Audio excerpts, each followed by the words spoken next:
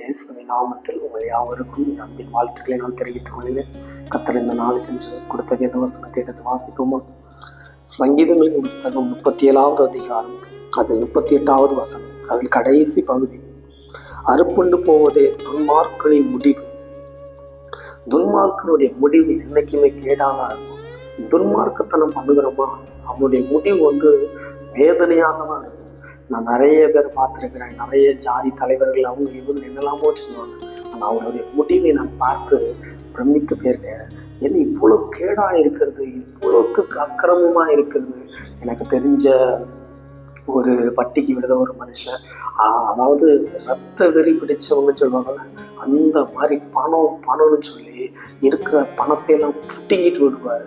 அவ்வளவு கேடான மனுஷன்.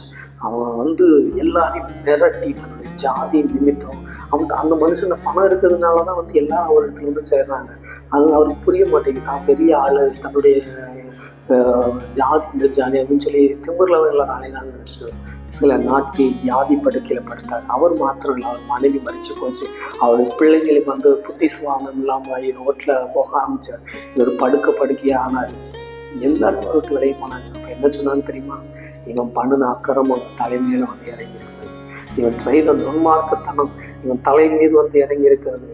ஐயோ, என்ன கொடுமையெல்லாம் பண்ணினான், எத்தனை பேருடைய குடும்பத்தை அழிச்சான், இவனுக்கு இப்படிதான் சாவு வரணும்னு சொல்லி சொன்னாங்களாம். துன்மார்க்கனுக்கு முடிவு கேடாயிருக்கும். ஜாக்கிரதையா இருக்கணும்.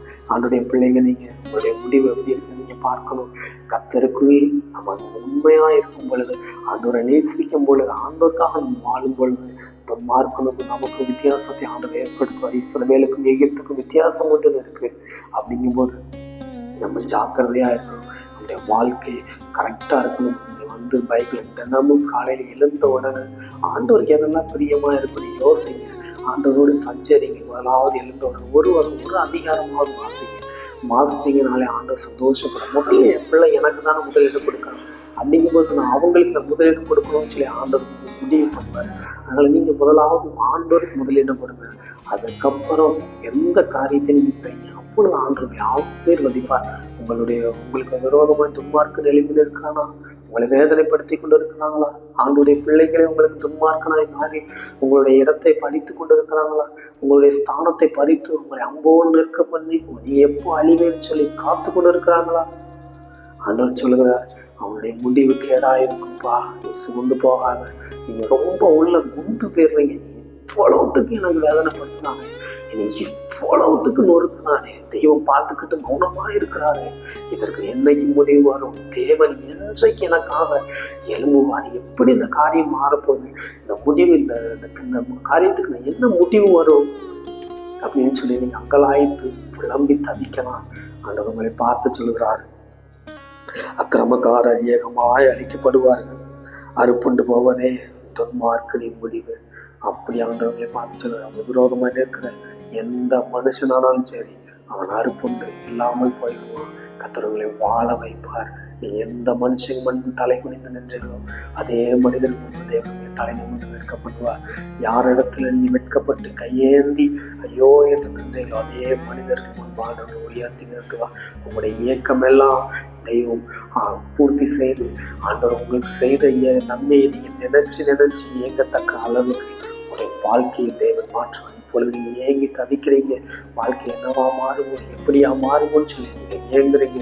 ஒரு நாள் வரும், ஆண்டவர் உங்க வாழ்க்கையை மாற்றி பிரயோஜனமுள்ளதாக மாற்றும் பொழுது நீங்க ஏங்கி ஆண்டவர் சொல்லி, ஆண்டவர் எனக்கா இப்படி ஒரு வாழ்க்கை செய்தேன், எனக்கா இப்படி செய்தேன்னு சொல்லி நாங்க சந்தோஷப்பட்டு ஆண்டவருடைய நாமத்தை துதித்து மற்றவர்களுக்கு ஆண்டவரை குறித்து சொல்ல நல்ல நாட்கள் வரும் என்று சொல்கிறார்.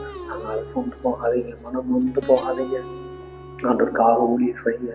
எழும்புங்க, படுத்து கிடக்காதீங்க. உங்களை தீமை செய்கிறவர்கள் சீக்கிரமா அறுப்புண்டு போவார்கள். எழும்புங்க, ஆண்டவருக்காக ஓடுங்க. பழைய முன்னில் இருந்த ஆதியில் கொண்ட அன்பை திரும்பவும் வாங்க. அப்படி எழுந்து போனீங்கன்னா தேவ சமூகத்துல போய் ஜெபித்து ஆதியில இருந்த அன்புக்கு திரும்புங்க. ஆண்டவர்கள் வாழ்க்கையை மாற்ற விரும்புகிறார். நீங்க தான் அதுக்கு இடம் கொடுக்கணும். நீங்க திரும்புங்க.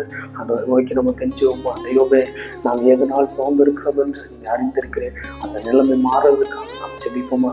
அந்த நிலைமை மாறும் பொழுது ஆண்டவரோடு நம்ம சேர்ந்து ஆண்டவரோடு வாழ்வோம். நாம் ஜெபிப்போமா? அன்பு தகப்பனை கோடி ஸ்தோத்திரங்கள் ஏறெடுக்கிற ஆண்டவரே, தேவரீர் எங்களுடைய வாழ்க்கையில எல்லா காரியத்தையும் நேர்த்தியாய் செய்து முடித்திருக்கிற ஆண்டவரே, ஆனாலும் காரணமே இல்லாமல் துன்மார்க்கடிகளை வேதனைப்படுத்திக் கொண்டிருக்கிறோம். நாங்களும் எத்தனை நாட்கள் என்று கண்ணீரோடு நாங்கள் நிற்கிறோம். ஆனாலும் நீர் சொல்லுகிற துன்மார்க்கன் ஏகமாய் அழிந்து போவான் என்று பேசப்பா. நீங்க துன்மார்க்கனை அழித்து தெய்வமே எங்களுக்கு நியாயம் செய்து எங்களுக்கு நீதி செய்து எங்களை உயர்த்தி ஆசீர்வதித்து மென்மையாய் நிறுத்துகிறாங்க என்று சொல்லி ஜெபிக்கிறேன். தெய்வமே பலப்படுத்துங்க, நன்மையினால் முட்டி சுட்டுங்க, ஆசீர்வதிங்கப்பா. இன்னும் எத்தனை காலம் என்ற வேதனையோடு இருக்கிற ஒவ்வொரு பிள்ளைகளையும் ஆசீர்வதிக்கிறாங்க சொல்லி ஜெபிக்கிறேன். குடும்பத்தில் இருக்கிற பிசாசின் கிரியைகள் இயேசுவின் நாமத்தில் நிர்மூலமா ஓட்டும் என்று சொல்லி ஜெபிக்கிறேன். பொல்லாத பேயின் கிரியைகளும் செய்வினை கட்டுகளும் இயேசுவின் நாமத்தில் நிர்மூலமாகட்டும் என்று சொல்லி ஜெபிக்கிறேன்.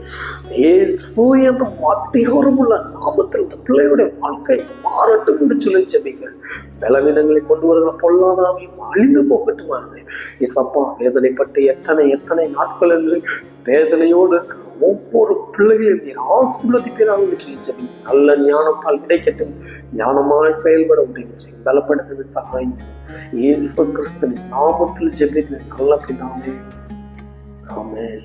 எனக்கு அருமையான தேவன் ஜனமே, நன்மையினால் தேவன் உங்கள் வாயை திருப்தியாக்குவார். கழுகுக்கு சமணமாய் வாழ வயதை போல தேவன் திரும்பவும் நிறுத்துவார். நீங்க சோர்ந்து போகாதீங்க, சந்தோஷமா இருங்க. உங்களை பகைக்கிற, உங்களை வேதனைப்படுத்தி அழிக்க நினைக்கிற துன்மார்க்கம் அழிந்து போவதை நீங்க பார்ப்பீங்க. நீங்களும் வாழ்ந்து சுகித்து கத்தருக்கென்று மகிமையான ஒரு வாழ்க்கை வாழ கத்தர் உங்களை உதவி செய்யலாம். சரிங்க, சோர்ந்து போகாதீங்க. ஆண்டவரை ஆசீர்வதிப்பார். God bless you.